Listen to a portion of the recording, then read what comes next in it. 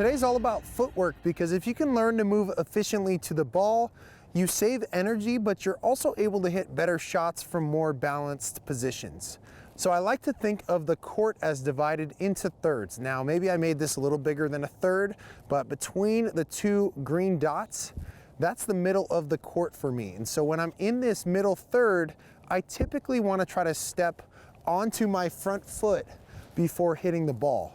Whereas if I go into an outer third of the court, then I'm typically going to step onto my outside foot before hitting the ball. So it's important to know how to do both. Some players are so caught up in stepping forward that they try to do that every time, and that's actually a negative for them, versus being able to step onto the outside foot when you get pulled outside of that middle third.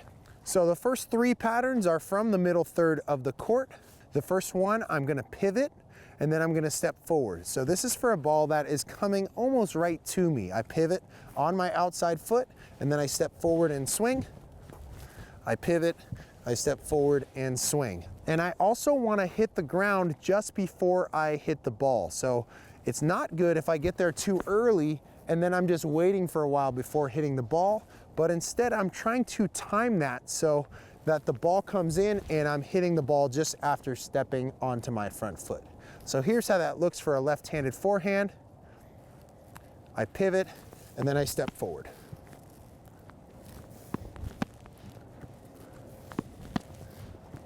Here's how this would look for a right-hander. So I'll do the shadow again quick, pivot with my outside foot, and then I step forward and swing after I land on the ground.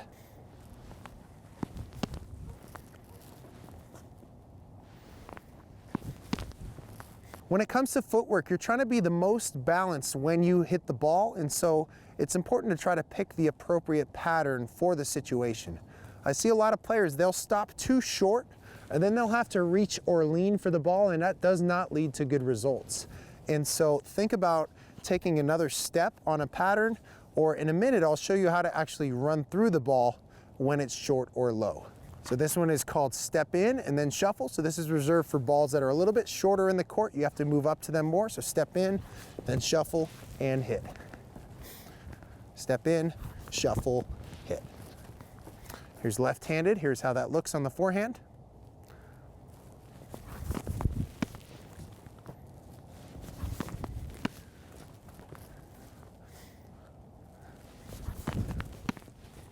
For the right-handed player, it's just going to be in the opposite direction.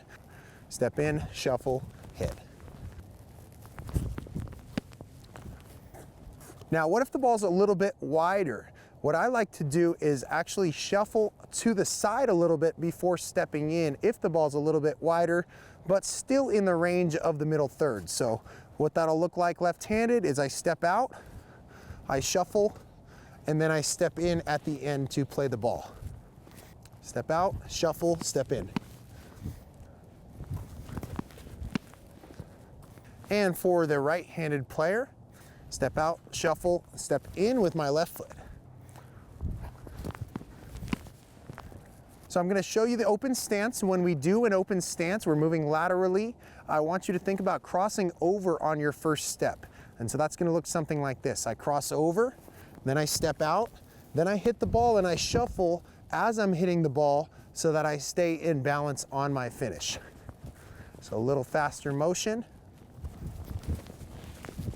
Cross over, step out, hit, and shuffle to the side to regain my balance.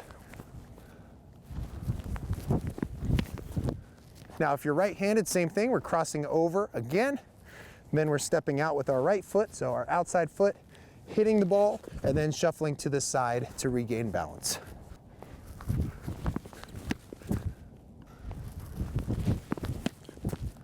The next category of footwork I like to call the run-through category, where you're actually not going to stop your feet before you hit the ball. So this is reserved for shorter balls, lower balls, balls that are really far away from you. You're just going to continue your momentum so that you can stay balanced. So if my partner tosses the ball really close to the net, I'm just going to start with my outside foot first. So if I'm left-handed, I'm starting with my left foot. I start running, then I'm going to hit the ball and continue taking steps after I have hit the ball.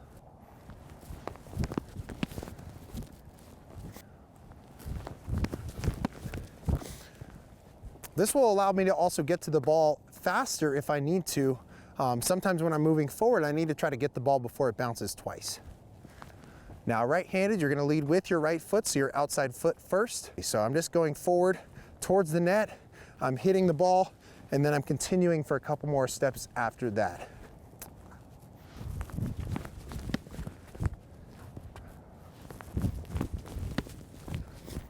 Nice and fluid, I have the same speed the whole time on my running. I'm not slowing down to hit the ball. Now, another type of run through could be in the outer third as well, and you're gonna move similar in that you're gonna run through the shot, but you might have to move more diagonally. So that ball's short and it's in the outer third. I'm starting with my outside foot as a right-hander, hitting the ball and then continuing. Notice that I'm stepping onto my outside foot just before hitting the ball as well. So I'm starting with the outside foot, then I'm stepping, hitting, and taking a couple more steps after that. One more example of the wide run through. Left-handers are gonna start with their left foot, running more diagonally rather than straight because the ball's wider. Again, trying to end up on my outside foot, hit the ball, and then take a couple steps after. Notice when I'm hitting, I'm pretty upright, so I'm nice and balanced. I'm not hitting the ball, having to lean into it, and this is because of the footwork that I'm using.